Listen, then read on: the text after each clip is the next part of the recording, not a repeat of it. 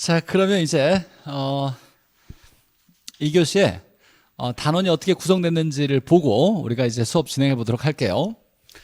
자, 부동산 학계는 총 8단원으로 구성되어 있어요. 8단원.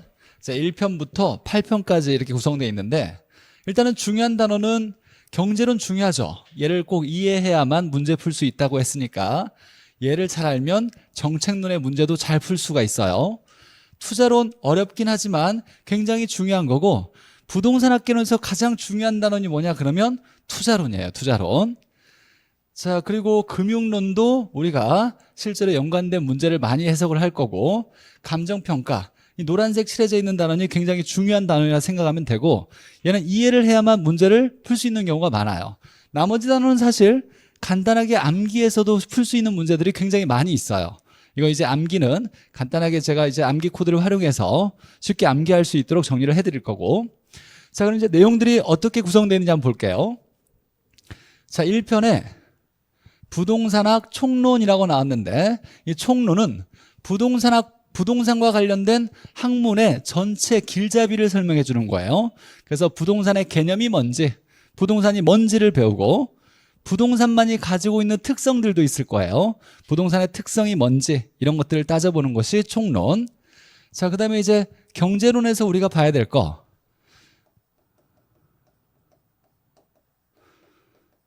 우리가 경제활동하면 뭘 얘기할까요? 경제활동.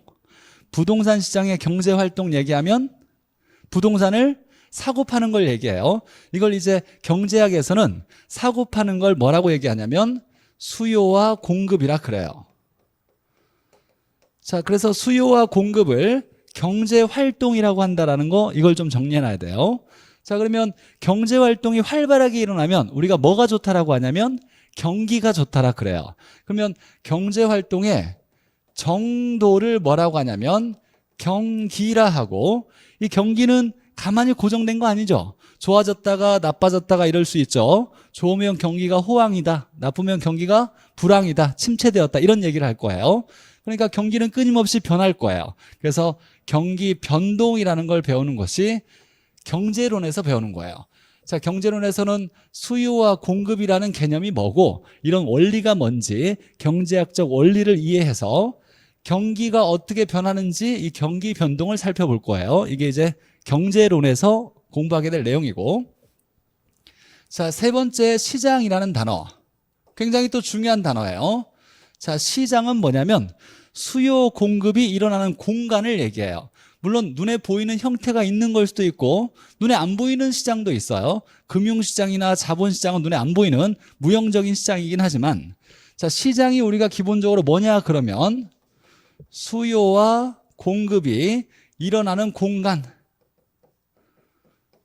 이걸 우리가 시장이라고 볼 거예요. 부동산 학기론에서는 시장이란 단어가 굉장히 많이 나와요. 예를 들면 시장 위험이다 또는 시장 분석이다, 이런 표현이 나오는데, 시장 위험이다, 시장 분석이다, 이것들은 다 뭘 알아보는 거냐면 수요와 공급을 알아보는 것이 시장이란 단어와 가장 밀접한 개념이에요. 그래서 시장이 뭐냐 그러면 수요와 공급이 일어나는 공간. 그럼 부동산 시장이 뭐냐 그러면 부동산을 사고 팔고 하는 공간을 부동산 시장이다, 이렇게 생각하면 되는 거예요. 자, 그래서 시장은 수요와 공급이 일어나는 공간. 우리 부동산 시장은 완전할까요? 불완전할까요? 불완전하죠.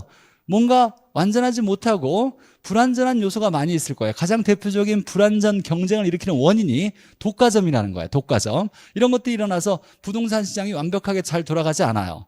자, 그러면 우리 부동산 시장은 불완전 경쟁에 해당되는데, 우리가 부동산 시장의 성질들을 봤더니, 특성을 봤더니 불완전 경쟁이 일어나요.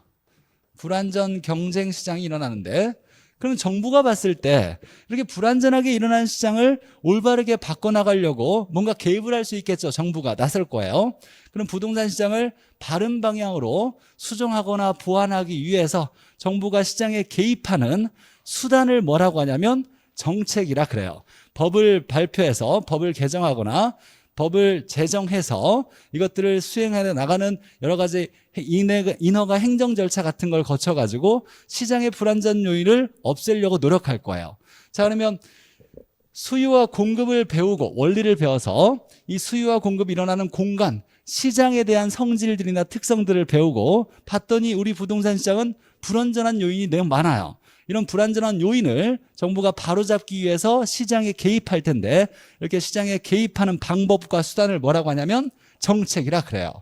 자, 그러면 정책이 뭐냐 그러면 정부가 부동산 시장에 개입하는 수단이나 방법을 얘기하는 거예요. 자, 그래서 여기까지 부동산에 대해서 배우는 건데 부동산에 대한 기초 분야라고 그래요. 다시 한번 정리하면 부동산학 총론은 부동산의 개념과 부동산 학문이 어떤 건지 전체적인 줄거리, 길잡이를 가르쳐주는 것이 총론. 두 번째, 경제론은 수요와 공급의 원리를 배우는 거예요.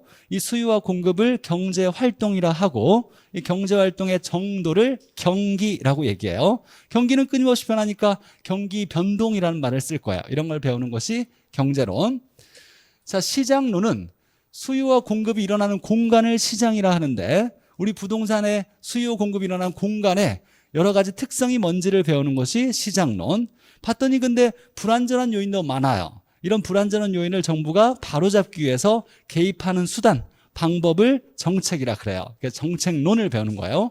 자, 특히 부동산은 우리가 기본적으로 토지와 건물이 있는데 부동산에 자, 건물 중에 사용하는 방법을 뭐라고 하냐면 자, 이 단어도 중요한 단어인데 우리가 사용하는 방법을 용도라 그래요. 그러면 건물의 용도에 따라서 구분한다면 어떤 용도가 있을까요?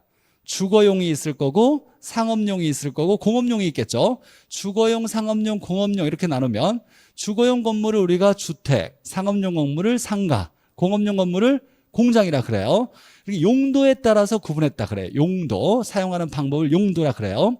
그럼 주상공 이렇게 나누면 뭘 기준으로 나눈 거다? 용도에 따라서 나눈 거예요. 건물을 주거용, 상업용, 공업용. 물론 우리가 이제 뭐 여러 용도로 다 더 자세히 나눌 수도 있지만 어쨌든 사용하는 방법을 용도라 그래요. 자, 정책론. 자, 정책론까지 왔는데 우리나라에서 보통 이제 중요하게 배워야 될 정책은 뭐냐면 용도에 따라서 구분했을 때 주택이라는 것이 우리가 반드시 필요한 부동산에 해당돼요. 그러면 주택에 대한 정책을 특별히 정부가 많이 신경을 쓸 거예요. 요즘 많이 부동산 대책이 나오죠. 주택에 대한 문제들이 많이 생기니까 가격이 너무 오르거나 투기적 요소가 많으니까 규제 같은 거 이런 것들을 정부가 대책을 발표하는 건 다 정부의 정책이라 그래요. 바로잡기 위해서 개입하는 거. 자, 그다음에 투자로는 부동산을 사는 걸 투자라 그래요. 부동산을 사는 거. 근데 그냥 사지 않죠. 뭘 기대하고 사요? 이익, 수익을 기대하고 사는 거예요. 이제 앞으로 우리가 학개론을 배울 때 이익이다, 수익이다, 소득이다, 수입이다, 이득이다. 다 같은 말이에요. 수입을 얘기한다고 생각하면 돼요. 이런 그분의 이런 단어들의 엄밀한 차이는 우리가 따로 학개론에서 구분하지 않아요. 다 벌어들이는 수입을 생각한다고 하면 돼요. 그러면 부동산을 투자한다는 건 수익을 기대하고 부동산을 사는 걸 투자한다 그래요. 자, 그래서 가장 중요한 건 이 부동산에 대한 기본적인 정보를 통해서 지식들을 통해서 투자를 잘 하기 위해서 이런 것들을 배웠다고 생각하면 돼요. 학개론에서 가장 중요한 단어는 투자론이에요. 자, 근데 우리가 투자론에서 한번 생각해 볼 게 있는데 자, 투자라는 건 이익 또는 수익을 기대하고 부동산을 사는 것을 투자라 그래요. 수익을 기대하고. 자, 그런데 이 기대한다라는 건 왜 기대한다라는 말을 쓰냐면 내가 부동산을 살 때 현재 내가 가지고 있는 돈을 투자할 거예요. 돈을 지출할 거예요. 나갈 거고 돈을 벌어들일 텐데 현재 돈은 나가지만 수익은 현재 발생한다, 미래 발생한다. 미래 발생해요. 그래서 이 수익이 미래, 장래에 발생한다는 게 굉장히 중요해요. 자, 그런데 장래는 확실하다, 불확실하다. 내가 이렇게 장래에 이렇게 될 거라고 예상을 했어요. 근데 실제로 그렇게 되지 않을 수도 있겠죠. 불확실해요.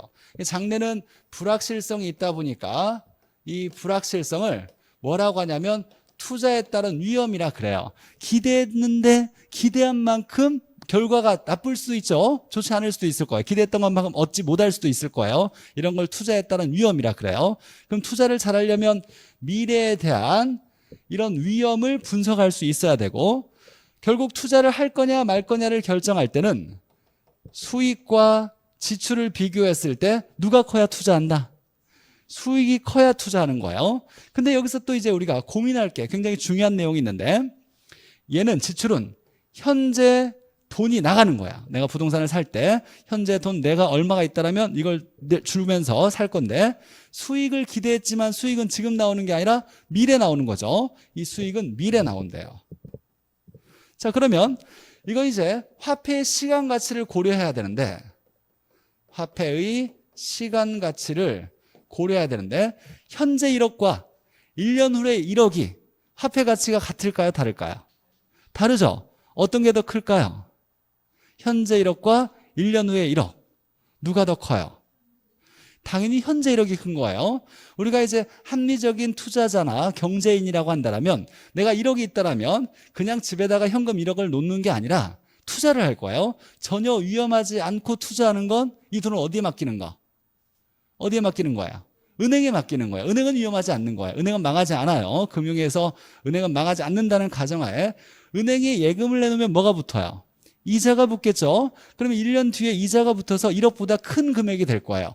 현재 1억은 1년 뒤에 가면 이자가 만약에 500만 원이 붙었다 그러면 1억 500만 원의 가치가 있는 거예요. 현재 1억과 1년 후에는 1억 500만 원 또는 1억 1000만 원, 이거 똑같은 거예요. 자, 그러면 현재와 미래에 따라서 1억이라면 시간이 다르면 화폐의 시간 가치가 달라지는 거예요. 자, 그러면 우리가 투자 분석할 때 수익과 지출을 비교해서 수익이 커야 투자하겠는데, 미래의 수익값이고 현재의 지출값이에요. 이렇게 비교하면 올바르게 투자 분석하는 걸까요? 그렇지 않은 거예요. 시점이 다르니까. 그러면 이 수익을 언제 값으로 바꿔줘야 된다? 현재 값으로 바꿔줘야 돼요. 현재의 수익값으로 바꿔줘서 이렇게 비교해야 올바른 투자 분석이라 그래요. 투자를 하기 위해서 분석한다는 건 수익과 지출 중에 누가 큰지를 따져보는 거예요. 수익이 커야 되는데, 수익은 미래 발생하니까 미래의 수익값과 현재의 지출값을 비교하면 올바른 투자 분석이 안 되는 거예요. 그럼 미래값을 현재로 바꾸거나 현재값을 미래로 바꾸는 과정을 우리가 이제 공부를 할 텐데, 미래값을 현재로 바꾸면 금액이 커질까요? 작아질까요? 현재가 미래로 되면 이자가 붙으니까 금액이 어때져요? 커지겠죠? 금액이 커지는 것을 할증이라 그래요. 할증. 그럼 미래값을 현재로 당기면 금액이 커진다, 작아진다? 작아지겠죠? 그러면 이걸 뭐라고 하냐면 할인이라 그래요. 우리가 할인마트 하면 크게 비싸게 파는 거예요? 싸게 파는 거예요? 싸게 파는 거죠. 그래서 미래의 수익값을 현재로 할인해서 현재의 수익값으로 바꿔놓고 현재의 지출값과 현재의 수익값을 비교해야 이게 올바른 투자 분석이 되는 거예요. 이런 걸 우리가 투자 분석이라 그래요. 투자 분석. 그러면 미래의 수익값을 현재의 수익값으로 바꿔주는 걸 우리가 뭐라고 하냐면 할인한다라 그래요. 이런 투자 분석법을 할인법이라 그래요. 자, 그러니까 투자론에서 굉장히 중요한 내용들이 많이 나오는데, 이런 중요한 내용의 출발이 뭐냐면 이거예요.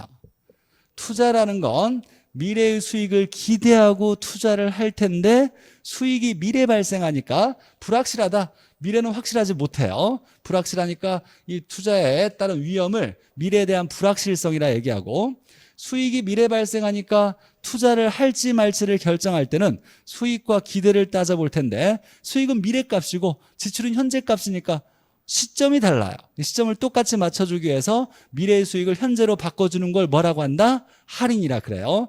자, 그러면 부동산을 살 거냐 말 거냐를 여기서 결정을 할 텐데, 투자론에서 살 거냐 말 거냐를 결정할 때는 수익과 지출을 비교하는 게 당연한 투자 분석이에요. 수익이 커야 투자할 거니까. 이때 우리가 이제 고민해야 되는 것들이 이런 게 있어요. 이것들이 굉장히 중요하게 우리가 이제 투자론에서 배울 내용들이에요. 자, 결국 부동산에 대한 기초 내용들을 잘 정립한 다음에 부동산을 살 거냐 말 거냐를 결정하는 거 투자론. 자, 그런데 부동산을 살 때 내 돈 가지고만 산다? 아니면 남의 돈도 조달할 수 있다? 남의 돈도 조달할 수 있죠. 그걸 우리가 뭐 한다 그래요? 대출 받는다 그러죠. 대출 받을 수 있어요. 그럼 부동산에 투자할 때 내 돈만 가지고 투자하지 않고 돈이 필요하다면 자금을 조달하겠죠. 그래서 자금을 융통한다. 이걸 줄여서 금융이라 그래요. 그러니까 금융이라는 건 어려운 단어가 아니에요. 자금을 조달한다는 것을 금융이라 그래요. 부동산 투자하려면 자금이 모자라면 조달해야 되겠죠. 융통해야 될 거예요. 가장 손쉬운 자금을 융통하는 건 뭐가 있다? 대출이 있어요. 그러면 가장 기본적으로 금융의 첫 번째 대표적인 예가 뭐다? 대출이에요. 대출 받는 거, 돈을 빌리는 거죠. 내가 부동산을 가지고 있으면 대출 받기가 쉬워요, 어려워요? 우리가 뭘 한다고 그래요? 담보 잡히고 돈 빌린다 그러죠. 담보 잡힌다는 건 부동산에 대한 저당권을 넘겨주면서, 소유권이 아니라 저당권을 넘겨주면서 돈을 빌리는 걸 담보대출이라 그래요. 담보대출이 가장 대표적인 금융이에요. 그러면 부동산 투자할 때 돈이 필요하면 자금을 융통해야 되니까 금융에 대해서 배워야 돼요. 대출하는 거예요. 그러면 금융론에서는 대출해 줄 때 얼마까지 대출해 줄 거냐? 주택일 경우에는 LTV나 DTI로 대출 금액 규모를 정해요. 얼마까지 빌려주겠다. 들어봤죠? LTV, DTI. 부동산 가치에 따라서 얼마 빌려주겠다. LTV라는 거고 담보 인정 비율이라 그래요. 나중에 자세히 배울 거고. 빌렸을 때 네가 번 돈으로 충분히 갚아나갈 수 있는지 따져볼 거야. 이런 걸 DTI라 그래요. 총부채 상환 비율이라고. 자, 그래서 LTV, DTI. 자, 이건 상식인데 LTV, DTI가 올라가면, 커지면, 상향되면 대출금이 많아질까요? 적어질까요? 당연히 알고 있어야 되는 거예요. 많아지는 거예요. LTV, DTI가 둘 다 커지면 대출금의 규모가 커지는 거고 작아지면 대출금이 줄어드는 거예요. 근데 지금은 우리나라 지금 현재 금융정책에서 금융 규제가 강화됐어요? 완화됐어요? 강화됐죠. 그럼 대출금이 줄어들겠죠? 그러면 금융위원회라는 게 있는데 LTV, DTI, 은행을 관리하는 기관을 금융위원회라 그래요. 금융위원회에서 LTV와 DTI를 상향시켰을까요? 하향시켰을까요? 하향시키는 것을 규제가 강화됐다 그래요. 그래서 지금은 금융규제가 강화된 상태예요. LTV, DTI가 낮아져 있어요. 대출금이 줄어들어 있어요. 많이 빌려주지 않아요. 투기가 워낙 많다 보니까 이걸 대출금을 줄이겠다 해서 LTV, DTI를 낮췄어요. 어찌됐거나 자, 대출을 얼마큼 하겠냐? 빌렸으면 대출금을 갚아야 되겠죠. 갚는 걸 우리가 유식하게 한자로 뭐라고 할까요? 갚는 거. 상환한다 그래요. 상환한다. 그럼 대출 상환 방식이 있어요. 원금 균등이 있고 원리금 균등 방식이 있고 점증식 방식이 있고 이런 게 있을 거예요. 대출을 갚는 방법도 배우고 얼마씩 돈을 내야 되느냐 이것도 계산하는 것이 금융론이에요. 자, 개발이라고 하는 것은 내가 토지를 이용할 때 건물을 건축하여서 이걸 파는 거, 건축한 건물을 파는 것을 우리가 뭐라 그래요? 이건 일상적인 용어니까 틀려도 괜찮아요. 분양이라 그래요. 분양. 건물을 지어서 파는 걸 분양한다 그러죠. 이 분양하는 거, 판매하는 걸 영어로 뭐라고 하냐면 이걸 마케팅이라 그래요. 마케팅은 파는 과정을, 일련의 과정을 총 마케팅이라 그래요. 그러면 개발이라는 건 토지를 건물 지을 수 있게 조성하고 건물을 짓고 이걸 분양할 때 마케팅을 하는 전체적인 과정을 개발론에서 배우는 거예요. 개발된 부동산을 어떻게 관리해야 되느냐, 이 관리까지 배우는 것이 개발론 또는 개발관리론이라 하고. 자, 얘들은 좀 중요한 단원인데 이 중에서 이 세 개의 특징이 있어요. 자, 얘는 이제 부동산에 대한 기초 분야를 배우는 거고 이 세 개는 어떤 특징이 있냐면 할지 말지를 결정하는 단원이에요. 우리가 할지 말지를 결정하는 걸 의사라 그래요. 의사. 내가 행동을 취하려고 하는 생각을 의사라 그래요. 뭐 병 고치는 닥터 말고 의사라고 얘기한다면 내가 행동을 하려고 생각하는 걸 의사라 그래요. 할지 말지를 결정하는 걸 의사결정이라 그래요. 그러면 투자를 할지 말지 결정해야 되겠죠. 돈을 빌릴지 말지 결정해야 돼요. 그럼 무조건 빌리는 게 좋은 건 아니죠. 이자를 감당할 수 있어야 내가 돈을 빌리는 거예요. 그러니까 돈을 빌릴지 말지 결정할 거고 개발을 할지 말지도 결정해야 돼요. 개발했을 때 수익이 충분히 나야 개발을 하겠죠. 개발했더니 돈이 안 남아. 그럼 개발할 필요가 없는 거죠. 그러면 개발을 할지 말지도 또 개발 분석도 해야 될 거예요. 이런 것들. 자, 이 세 개는 할지 말지를 결정하는 의사결정 분야라 그래요. 얘를 의사결정 분야라 그래요. 이 세 개는 기초 분야고 이 투자론, 금융론, 개발론은 의사결정 분야, 할까 말까를 결정하는 거. 그러면 의사결정 분야에서 셋 중에 가장 중요한 의사결정으로 보는 건 부동산 학교론에서 뭐 같아요? 투자예요, 투자. 그럼 이제 앞으로 부동산 학교론에서 의사결정을 한다 이렇게 말이 나오면 여러분 머릿속에 뭘 떠올려야 되냐면 투자 결정을 얘기 안 해.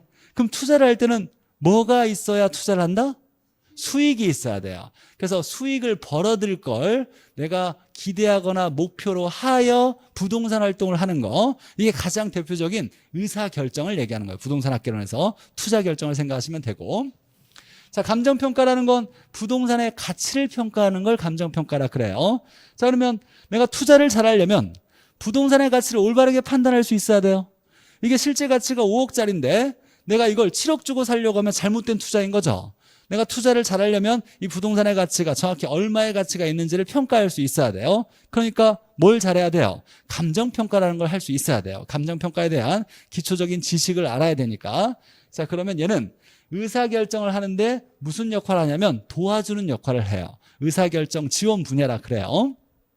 자, 총 8단원 다시 한번 정리해보면 이 4단원은 부동산에 대한 기초 분야고 기초 지식을 배우는 거고, 결국 투자를 할 거냐 말 거냐, 돈을 빌려서 투자할 거냐 말 거냐, 개발을 할 거냐 말 거냐를 따지는 의사결정 분야에 투자론, 금융론, 개발론이 있고, 감정평가, 부동산의 가치를 올바르게 평가해야 의사결정을 제대로 할 거예요. 할지 말지를 잘 결정할 거니까 얘를 의사결정 지원 분야라 그래요. 그래서 다시 한번 표로 한번 우리가 보면, 자, 부동산학 총론에서는 부동산이 뭔지, 부동산의 특성이 뭔지를 배우는 게 총론. 자, 경제론은 수요와 공급에 대한 이론을 배우는 거예요. 수요와 공급에 대한 이론을 배우는 것이 경제론. 자, 이 경제, 수요 공급을 경제라는 말을 쓴 건 이 수요 공급을 경제 활동이라 그랬어요. 이 경제 활동을 배우는 것이 이제 수요 공급이고, 자, 그러면 이 수요 공급과 부동산을 연관지으면, 자, 부동산을 사고 팔고 하는 공간을 뭐라고 하냐면 시장이라 그러죠. 그래서 이 수요 공급과 부동산을 바탕으로 한 수요 공급에 일어나는 공간, 시장에 대해서 배우는 거고, 근데 우리 시장에 대해서 배우다 보니까 우리 부동산 시장 불안전한 요인이 너무 많아요. 그러니까 정부가 나서야 되겠죠. 그러니까 정부가 이 시장을 바로잡기 위해서 개입하는 수단을 뭐라고 하냐면 정책이라 그래요. 그래서 시장에 개입하는 정책론을 배우고, 이 4단원을 뭐라고 하냐면 기초 분야라 그래요. 기초 분야, 부동산학의 기초 분야. 자, 그런데 결국 이런 것들을 잘 하는 이유는 뭘 잘하기 위해서?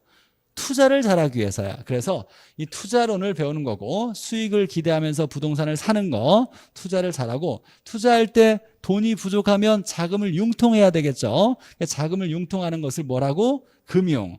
자, 그리고 개발하는 거, 토지를 조성해서 건물 짓는 걸 개발이라 그래요. 근데 얘 3개의 특징은 뭐냐면 할지 말지를 결정하는 거예요.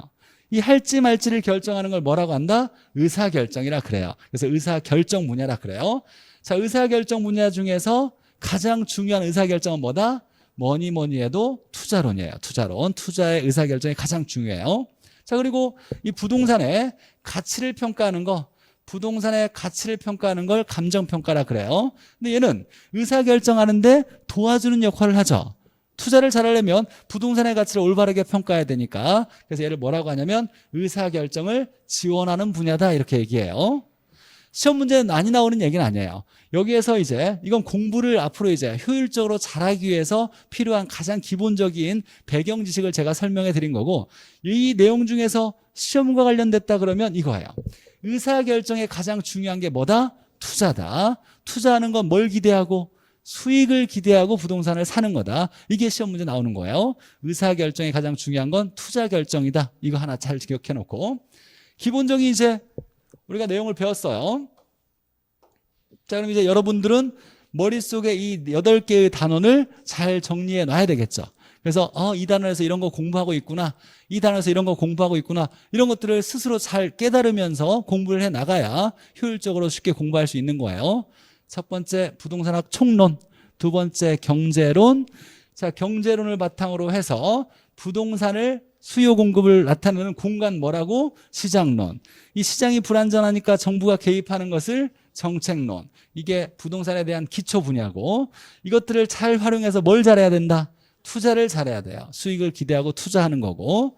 자, 투자할 때 남의 돈을 이렇게 조달해서 하는 걸 뭐라고 한다? 금융이라 그래요. 대출 받는 거. 이 금융. 남의 돈을 가지고서 자금을 조달해서 투자할 거고, 개발도 할 건데 이 세 개는 할지 말지를 결정하니까 의사 결정 분야라고 하고, 부동산의 가치를 평가하는 걸 감정평가.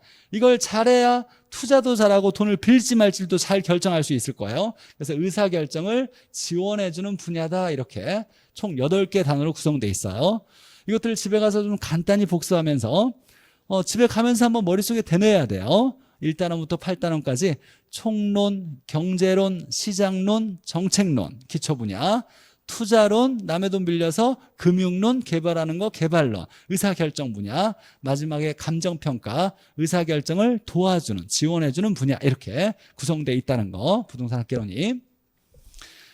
시험 문제는 안 나오지만 이걸 잘 정리해놔야 앞으로 공부가 훨씬 수월해지는 거예요. 자, 그러면 이제 총론 한번 보죠. 총론에서 간단하게 시험 문제 나오는 것만 한번 살펴볼게요. 자, 보면 여기 이제 인문서 페이지가 있어요. 11에서 12페이지. 공부 중에는 뭐 페이지 잘 안 찾아봐도 괜찮아요. 책에다가 막 이렇게 적어놔도 집에 가서 잘 안 볼 거예요. 중요한 건 이 PPT 화면이 중요한 거고, 이걸 바탕으로 문제 풀었을 때 내가 맞출 수 있느냐 없느냐. 근데 문제를 풀었는데 틀렸어요. 잘 기억이 안 나요. 그럴 때 이제 인문서를 찾아보면서 이 페이지에 이런 게 있었지, 다시 동영상도 한번 틀어보면서 확인하는 작업을 할 때 인문서를 보시면 되고, 수업 중에는 가능한 이 PPT 화면을 중심으로 공부해 나가시면 돼요. 자, 첫 번째 우리가 이제 배워야 될 것이, 부동산이 뭐냐를 얘기할 때 복합 개념의 부동산이라는 의미를 써요. 자, 복합적인 개념으로 부동산을 이해하겠다라는 거예요.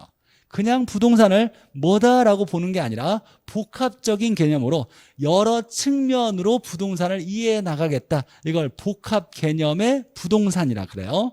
자, 복합 개념이라고 나오면 가장 대표적으로 뭐냐면 법률적으로도 보고 경제적으로도 보고 기술적으로도 보겠다. 법률적, 경제적, 기술적으로 세 개의 측면으로, 물론 이것보다 더 많은 측면으로 봐도 상관없어요. 많은 측면으로 부동산을 이해해 나가겠다. 이걸 뭐라고 하냐면 복합적인 개념의 부동산이다. 이렇게 보는 거예요. 복합 개념의 부동산. 자, 복합적인 개념으로 부동산을 접근할 때, 자, 법률적으로 볼 때 이걸 이렇게 두 개로 나누는데, 협이라고 하면 좁은 의미를 얘기해요. 좁은 의미의 부동산이 있고, 광이라고 하면 넓은 의미의 부동산을 얘기해요. 법률에서는 협의의 부동산과 광의의 부동산으로 구분하는데, 협의라는 건 민법에서 구분하는 거예요. 민법상 부동산을 협의의 부동산이라 하고, 민법에서 정의하고 있는 부동산은, 민법은 법이니까 법률이라는 민법이라는 법에서 어떻게 협의의 좁은 의미의 부동산을 정의하고 있냐면, 부동산은 토지와 정착물을 말한다. 토지와 그 정착물을 얘기하는 거예요. 정착물은 정착된 물건을 얘기하는 거예요. 토지에 붙어져 있는 물건이 뭐가 있을까요? 토지에 붙어져 있는 물건, 건물이죠. 가장 대표적인 정착물이 건물이에요. 나무 토지에 붙어져 있어요? 나무가 공중에 떠 있어요? 토지에 붙어 있어요? 붙어 있죠. 그럼 나무도 정착물 맞아요? 정착물 맞아요. 그럼 나무도 부동산인 거예요. 다리도 토지에 붙어져 있어요? 붙어져 있어요? 안 붙어져 있어요? 다리 뭐 공중에 떠 있어? 물에 떠 있어요? 물 아래 토지가 있어요. 벽에 박아놓은 거예요. 토지에 다 박혀져 있고 정착되어 있는 거예요. 도로도 정착물이고 울타리도 정착물이고 토지에 붙어져 있는 물건을 다 정착물이라고 얘기해요. 그러면 건물만 얘기하는 것이 아니라 토지에 붙어져 있는 여러 가지 물건들을 모두 통합해서 뭐라고 한다? 정착물. 이걸 어디서 정의하고 있냐면 민법에서 정의하고 있으니까 법률적 측면에 좁은 의미의 부동산이라 그래요. 그럼 여기에다가 더 넓게 보는 부동산, 광의의 부동산이 있는데, 광의의 넓게 보는 부동산에는 이 토지 정착물이라는 협의의 부동산에다가 하나를 더 포함시켰어요. 준부동산.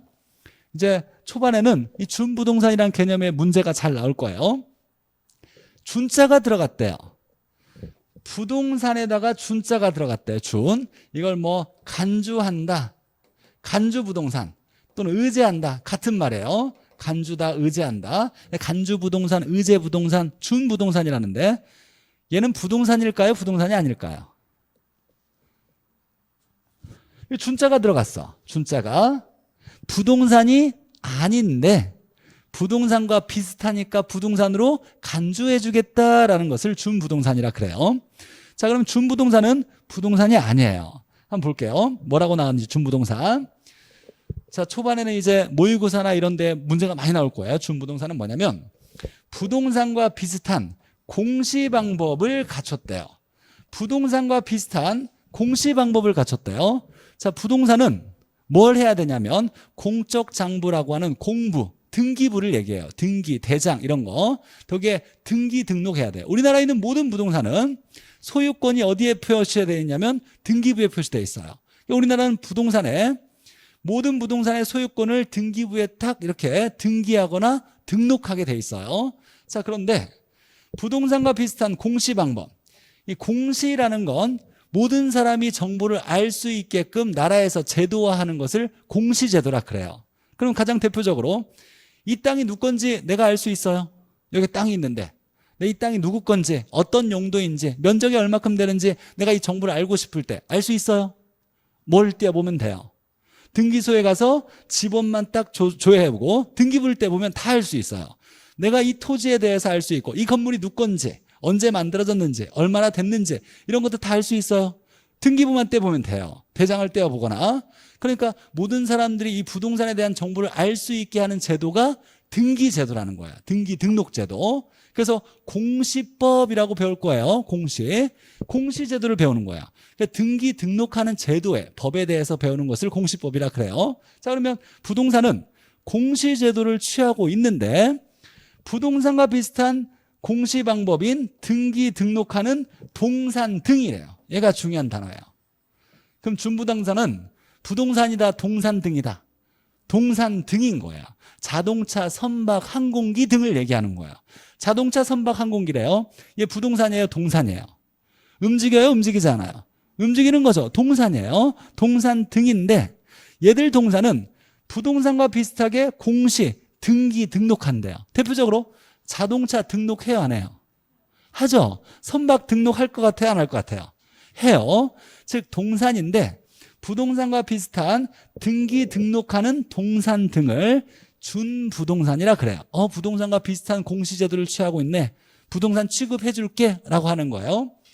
자, 그러면 이제 준부동산이면 동산이지만 부동산 취급을 해주니까 감정평가 대상도 되고 저당권의 목적도 될 수 있다라고 해요. 이건 뭐 나중에 차차 배우게 될 거고, 일단 여러분이 첫 번째 기억해야 될 건 준부동산은 부동산이다, 동산 등이다. 동산 등이에요. 근데 부동산과 비슷하더라. 뭐가? 공시 방법이 비슷하더라. 등기 등록하는 동산 등이다. 그래서 부동산 취급을 해주겠다. 그래서 법률에서 어디에 포함시켰다? 광의의 부동산에 여기까지 포함시켰다라는 거예요. 그러니까 협의의 부동산에다가 얘는 공시 방법이 부동산과 비슷한 동산 등인데 얘는 동산이에요. 동산 등인데 뭐에 포함시켜 주겠다? 광의의 부동산에 포함시켜 주겠다라고 하는 게 이제 시험 문제 나오는 내용이에요. 자, 그러면 준주택은 주택일까요? 주택이 아닐까요? 준주택이래요? 주택이에요? 주택이 아니에요? 주택이 아니에요. 주택이 아닌데 주택과 비슷하게 사용하니까 주택 취급을 해주겠다라는 것을 준주택이라 그래요. 공법에서 굉장히 중요하고 외워야 될 거예요. 우리가 뭐 오피스텔 같은 건 주택이에요, 주택이 아니에요? 대표적인 준주택인데 오피스텔 주택이다, 주택이 아니다? 주택이 아니에요. 주택이 아닌데 주거용으로도 쓰죠. 그래서 주택과 비슷하다 그래서 준주택이라고 보는 것을 오피스텔이라 그래요. 자, 어쨌거나 준자가 붙으면 그게 아닌데 그거 취급해 주겠다라는 의미예요. 자, 개념 잘 정리해 놓고, 그러면 첫 번째 이제 복합 개념의 부동산은 부동산이라는 걸 하나의 측면으로만 보는 게 아니라 이렇게 여러 복합적인 측면으로 부동산을 이해해 나가겠는데, 첫 번째 법률에서 부동산을 어떻게 본다? 좁은 의미에서는 민법에서 정의하고 있을 때 토지와 정착물로 보고, 넓은 의미로 볼 때는 토지와 정착물에다가 하나를 더 포함시켜요. 준부동산을 포함시키는데, 준부동산은 부동산이 아니다. 동산 등, 자동차, 선박, 항공기, 공장재단, 광업재단 이런 등을 얘기해요.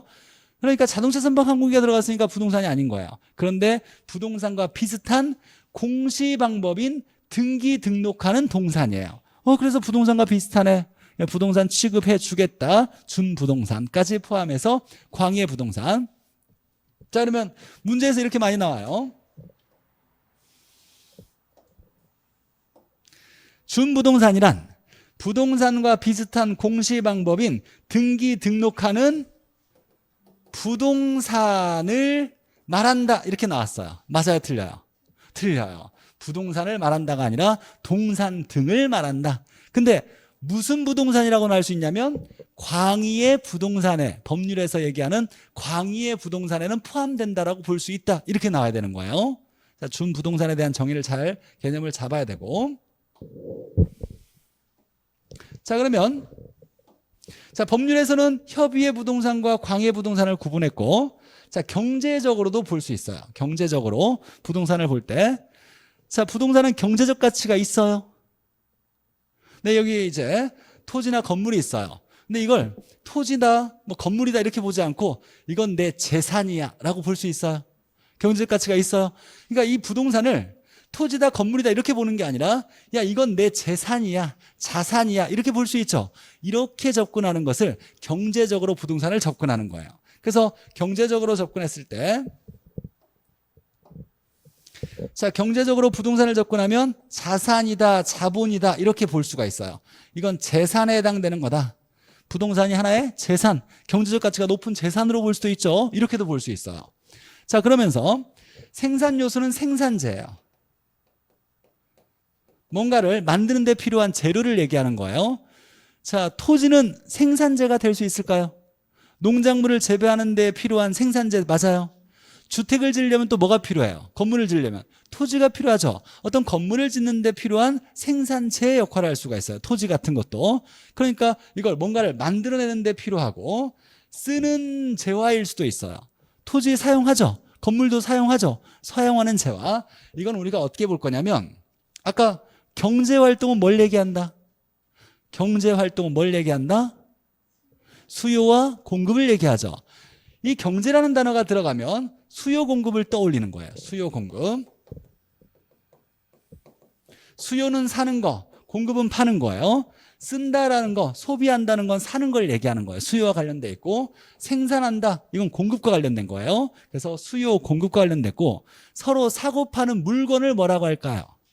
상품이라 그래요. 수요 공급이 일어나는 거래되는 물건을 상품이라 그래요. 그러니까 이건 경제라는 단어와 가장 밀접한 관련이 있는 내용들이에요. 즉 우리가 경제적으로 부동산을 보겠다라고 한다면, 야, 경제적 가치가 있는 재산으로 볼 수가 있어. 자산, 자본으로 보는 거. 그 다음에 경제활동의 대상도 될 수 있으니까 수요 공급이 일어나거나 서로 거래되는 물건이 될 수 있어. 그래서 생산재, 소비재, 상품으로 볼 수 있겠다. 이걸 이제 경제적 측면으로 보는 거예요. 이 PPT 화면에서 가장 중요한 게 뭐냐면 얘예요. 노란색으로 얘를 무조건 외워놓으셔야 돼요. 시험 문제 가장 많이 나와요. 이따가 10문제 문제 낼 때 1번 문제예요. 다음 중 뭐 알려줘도 풀어도 돼요. 뭐 상관없어요. 다음 중 부동산의 개념에서 경제적 개념의 부동산이 아닌 거 이렇게 나오면 5가지가 아닌 걸 찾아내야 돼요. 그럼 5가지 머릿속에 정리해놔야죠. 그냥 무조건 그냥 외우는 게 아니라 경제적으로 본다는 건 재산에 해당되는 자산, 자본이라고 볼 수 있고, 둘 다 엄밀히 아직 구분 안 해도 괜찮아요. 나중에 때가 되면 구분시켜 드릴 테니까. 자산이다, 자본이다라는 건 그냥 재산에 해당되는 거. 그 다음에 생산재, 소비재, 이건 수요 공급을 얘기하는 거예요. 경제활동이 수요 공급이니까. 거래되는 물건을 뭐라고? 상품이라 그래요. 자연스럽게 머릿속에 연관 지으면서 이 5개의 개념들을 정리해놔야 돼요. 자, 그리고 세 번째는 이제 기술적으로 보는 거. 자, 기술적으로 본다를 물리적으로 본다예요. 물리적. 형태가 있는 걸 눈에 보는 모습을 물리적으로 본다라고 얘기하는 거예요. 형태가 있는 걸 눈으로 보는 거, 이걸 물리적으로 보는 건데. 자, 위치.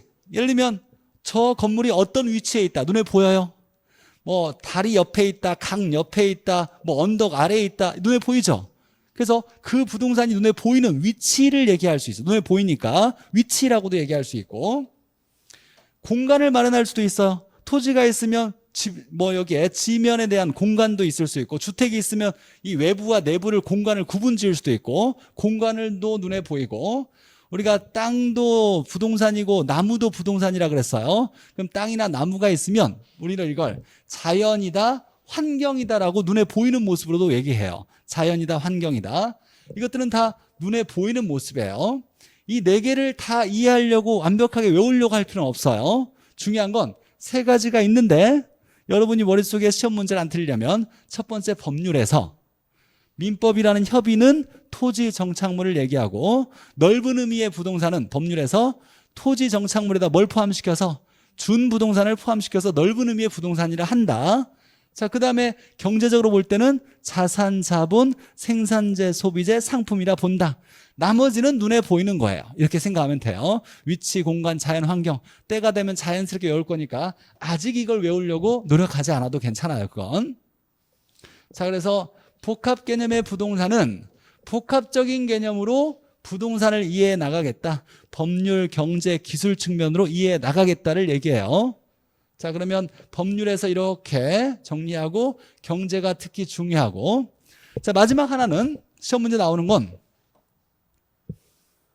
뭐냐면 법률, 경제, 기술. 우리가 복합 개념 나오면 이제 앞으로 복합 개념이다, 복합했다, 합쳤다를 복합이라 그러죠. 여러 개를 합쳤다. 뭘 합쳤냐면 법률과 경제와 기술을 합쳤다예요. 기술과 물리는 똑같은 얘기예요. 근데 세 개 중에서 법이나 경제는 눈에 보여요, 안 보여요?